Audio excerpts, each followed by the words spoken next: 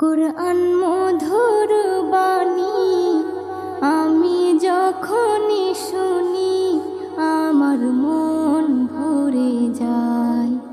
কুরআন মধুর বাণী আমি যখনই শুনি আমার মন ভরে যায়। শোনো মুমিন মুসলমান, পড়ে দেখো না কুরআন, কত শান্তি পাওয়া যায়। কুরআন